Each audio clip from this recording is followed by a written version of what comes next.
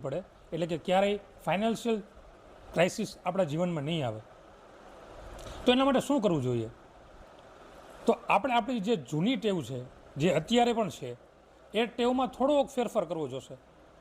અત્યારે આપણે શું કરીએ છીએ કે જેવો પગાર આવે, જેવા પૈસા આવે, ધંધો કરતા હોય તો નફામાંથી જે પણ પૈસા આવે, નફો આવે, અને જો નોકરી કરતા હોય તો એમાં પગાર આવે, તો એને આપણે વાપરી નાખતા હોય છે, એટલે કે ખર્ચ કરતા ના હોય છે. સૌ પ્રથમ EMI, પછી રાશનનો ખર્ચો, પછી બીજો ખર્ચો, ત્રીજો ખર્ચો, એવી રીતે ખર્ચો કરીને થોડા ઘણા જો પૈસા વધે, જો કે વધતા નથી, કારણ કે 80% લોકો ભારતમાં મિડલ ક્લાસમાંથી આવે છે, જેમાં હું પણ આવી જાઉં છું. તો પૈસા વધતા તો છે નહીં, તો રોકાણ ક્યાં કરવા જાવ? અને આપણી લાઈફ બસ આવી જ ચાલ્યા રાખે છે, આવી જ ચાલ્યા રાખે છે. કારણ કે જેવી જૂની પદ્ધતિ હતી એવી જ પદ્ધતિથી આપણે ચાલીએ જઈએ છીએ, કાંઈ પણ ફેરફાર કરતા નથી. હા, આપણે કપડામાં ફેરફાર કરીએ છીએ, કારણ કે આજથી જે 10 વર્ષ પહેલાં ફેશન હતી એ આપણે એવા કપડાં આપણે નથી પહેરતા. આપણે 10 વર્ષ પહેલાં બટનવાળો મોબાઈલ વાપરતા, એવો મોબાઈલ અત્યારે નથી વાપરતા.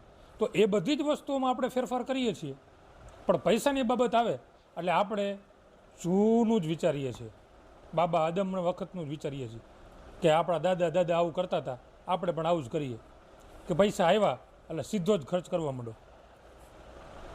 પણ હવે આપણે વિચારવું પડશે. સમય બહુ જ ઝડપથી બદલાઈ રહ્યો છે. આપણે હવે એવી ટેવ પાડવી પડશે કે જેવા પૈસા આવે એવા તરત જ 10થી 15% રૂપિયાનું તમારે ઇન્વેસ્ટમેન્ટ કરવું જોઈએ. હવે ઇન્વેસ્ટમેન્ટ પ્રશ્ન આવે એટલે ઘણા લોકોને એવું પણ મગજમાં થાય છે કે 10 થી 20 લાખ કે 50 લાખ હોય તો ઇન્વેસ્ટમેન્ટ કરાય, 2, 5, 10 હજારમાં શું ઇન્વેસ્ટમેન્ટ કરાય?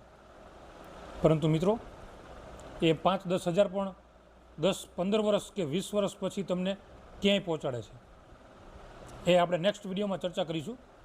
અને જે હવે એ 10% કે 15% આપણી આવકમાંથી આપણે રોકાણ કરીને પછી જે પૈસા વધે એમાં તમને મજા આવે એવો ખર્ચો કરો. અત્યારે આપણે શું કરીએ છીએ કે પૈસા આવ્યા એટલે ખર્ચ કરીએ છીએ. જો વધે તો પિક્ચર જોવા વયા જાય, બહારનું જમવા વયા જાય, ગમે ત્યાં ફરવા વયા જાય, સ્માર્ટ વોચ, સ્માર્ટફોન લઈ લઈએ. પણ એવું ન કરતા હવે નવી ટેવ પાડો. જેવા પૈસા આવે કે પહેલાં નાનકડું ઇન્વેસ્ટમેન્ટ સ્ટાર્ટ કરો, અને જે પૈસા પછી વધે છે એ પૈસાનું ખર્ચ કરો, તમને મજા આવે ખર્ચ કરો. આજના વિડીયોમાં આટલું જ. નમસ્કાર, જય હિન્દ, જય ભારત.